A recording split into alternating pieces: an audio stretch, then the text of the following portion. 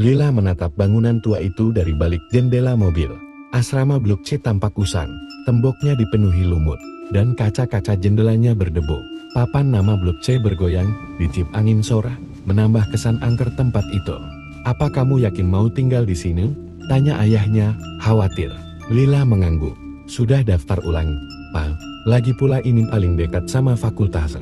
Mereka pun membawa barang-barangnya masuk. Lorong dalam asrama sapi. Cahaya lampu neon berpendar lemah, sebagian berkedip-kedip. Aroma apak menyambut langkah mereka. Seorang ibu penjaga asrama, Bu Ranti, muncul dari balik pintu kantor kecil. "Kamar 307 ya?" sendiri tanyanya. "Iya, Bu," jawab Lila.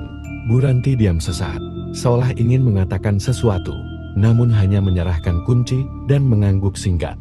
"Kalau malam, jangan keluar lorong ya, apalagi lewat jam 12. Lila mengernyit. "Kenapa, Bu? Sudah malam. Kamu istirahat dulu saja." Sore itu, Lila membereskan barangnya. Saat malam turun, hawa dingin mulai merayap di dinding. Di luar, lorong tampak lebih gelap dari biasanya. Sesekali, terdengar suara-suara samar, seperti langkah kaki. Padahal ia tahu, tidak ada siapa-siapa di lorong. Jam menunjukkan pukul 1.30 dini hari. Lila terbangun oleh suara tok, tok, tok. Langkah kaki di lorong, perlahan, teratur. Ia mendekat ke pintu, dan mengintip dari lubang intip, kosong. Namun suara itu, masih terdengar. Kini lebih dekat, lalu berhenti. Tepat di depan pintunya. Dek. Pintu Lila tiba-tiba berdetak, seolah seseorang menyentuhnya dari luar. Dengan napas tertahan, Lila meraih ponselnya, dan membuka kamera, untuk merekam. Tapi tak ada apa-apa. Sampai tiba-tiba, terdengar suara napas berat. Seperti seseorang menempelkan wajahnya ke celah pintu. Lila membeku, tak ada keberanian membuka pintu. Dan saat ia kembali mengintip lubang pintu, ia melihat, mata merah menatapnya balik. Pagi harinya, Lila mencoba menganggap kejadian tadi hanya mimpi. Tapi saat ia hendak bercermin, ia menemukan sesuatu yang aneh. Cerminnya retak, dari pojok kiri atas hingga ke tengah. Namun ia yakin, semalam cermin itu masih utuh. Di antara retakan, ia melihat sesuatu, bukan pantulannya, tapi sekelebat bayangan hitam berdiri di belakangnya padahal tidak ada siapa-siapa di kamar. Ketika ia menoleh, tak ada apa-apa. Ia pun membawa cermin ke tempat pembuangan di belakang asrama. Di sana, ia bertemu seorang mahasiswa tingkat akhir, Rudy. "Kamu di kamar 307? Tanya Rudy, ekspresinya berubah tegang. "Iya, kenapa? Kamar itu dulunya pernah ditutup, karena ada yang apa?" potong Lila. "Yang lompat dari lantai 3, tapi jasadnya nggak pernah ditemukan." Malam kembali datang. Lila menyalakan musik pelan, agar tidak terlalu sunyi. Namun musik itu tiba-tiba berhenti sendiri. Ponselnya mati total. Tak lama, telepon kamar berdering nyaring. Dengan ragu, ia mengangkat. "Halo."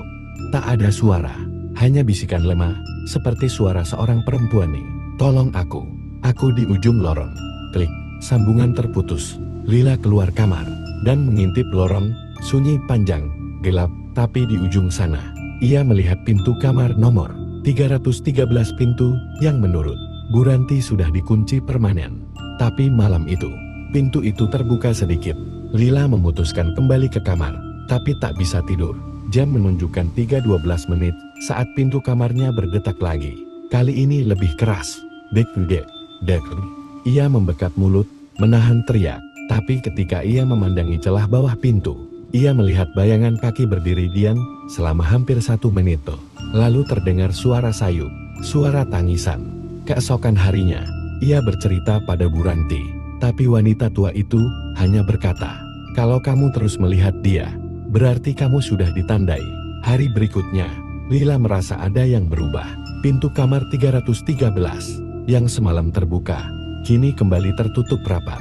Bahkan ketika ia mencobanya pagi itu, gagangnya seperti terkunci dan tak bisa digerakkan sama sekali. Namun, saat Lila membersihkan kolong tempat tidurnya, ia menemukan sesuatu yang membekukan darahnya. Sebuah buku harian tua, terbungkus debu dan sarang laba-laba. Halaman depannya bertuliskan nama, Sinta Blok C 313. Tangannya gemetar saat membuka lembar demi lembar. Tulisan tangan di dalamnya tampak tergesa. Ada bekas air mata atau tetesan darah kering. Isinya menceritakan ketakutan seseorang yang merasa selalu diawasi dari dalam cermin, dari lorong, dari dalam dirinya sendiri. Aku tidak bisa tidur. Dia mengetuk pintu lagi. Katanya dia ingin masuk. Katanya dia adalah aku.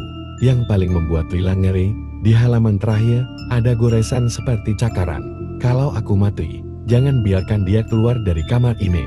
Lila menutup buku itu dengan tubuh gemetar. Ia mulai sadar bahwa semua yang terjadi bukan kebetulan. Dan entah bagaimana, ia merasa Sinta belum benar-benar pergi. Malam itu, hujan turun deras, membasahi jendela-jendela asrama. Petir sesekali menyambar, menerangi lorong blok C yang tampak semakin menyeramkan. Lila duduk di sudut kamar, memeluk buku harian itu erat. Ia merasa tidak sendiri. Matanya terus melirik ke arah pintu, dan cermin kecil di meja belajar. Petir menyambar. Cermin memantulkan sosok perempuan berambut panjang, berdiri di belakangnya meskipun ketika ia menoleh, tak ada siapa-siapa. Suara langkah kaki tiba-tiba terdengar, bukan dari lorong, tapi dari plafon. Lila menatap langit-langit, perlahan, tetesan darah menetes dari celah-celah kayu. Ia menjerit dan mundur, lalu tiba-tiba, pintu kamar terbuka sendiri dengan bunyi krekek. Dari sana, angin dingin menerobos masuk, dan di ujung lorong, terlihat Sinta dengan wajah rusak separuh dan mata merah menyala berdiri sambil menatapnya lekate. Setelah kejadian malam itu, Lila memutuskan untuk pindah asrama. Tapi Bu Ranti berkata dengan suara lirih, "Kalau kamu sudah lihat dia, kamu nggak bisa lari begitu saja. Dia akan ikut kemanapun kamu pergi." Lila tetap bersikeras pindah. Tapi malam itu, sebelum ia sempat berkemas, seluruh blok C mati lampu. Suasana langsung berubah mencekam. Tidak ada sinyal, tidak ada suara, hanya kegelapan total yang menelan segalanya. Lila menyalakan senter, tapi cahaya hanya bertahan sebentar sebelum mendadak redup. Dalam remang-remang itu, ia melihat bayangan merayap di tembok merangkak seperti laba-laba. Mendekat ke arahnya, dengan suara geraman pelan. Ia mengunci diri di kamar mandi, tapi suara langkah kaki terus mendekat, dan kini terdengar ketukan di pintu kamar mandinya. Tok, tok, tok, tok. Tiba-tiba terdengar bisikan di dekat telinganya. Padahal tak ada siapa-siapa. Kau tidak bisa kabur dari lorong ini. Keesokan harinya, Lila nyaris tak bisa berbicara. Wajahnya pucat, tangannya gemetar. Namun rasa ingin tahunya lebih besar daripada ketakutannya.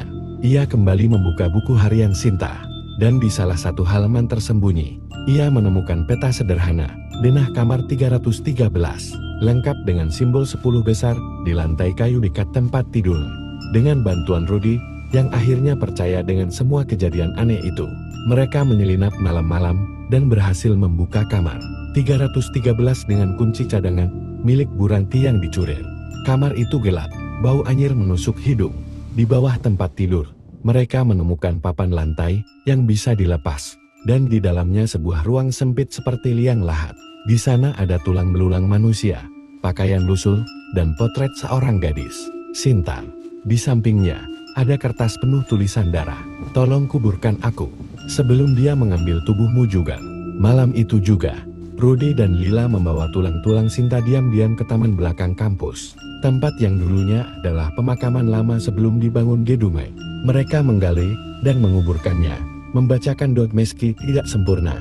Angin malam begitu dingin dan menusuk, seolah seluruh blok C sedang memperhatikan. Tapi saat mereka menimbun tanah untuk terakhir kalinya, tanah bergerak sendiri, seperti berdenyut. Dari kejauhan, suara tangisan terdengar lirih. Lalu sebuah jeritan melengking memecah malam bukan dari Sinta, tapi dari sosok lain. Sinta mungkin sudah tenang, tapi yang selama ini menghantuinya bukan hanya arwahnya. Rudy gemetar dan berkata, "Lila, kita salah. Sinta itu korban, tapi yang ada di lorong, dia bukan manusia."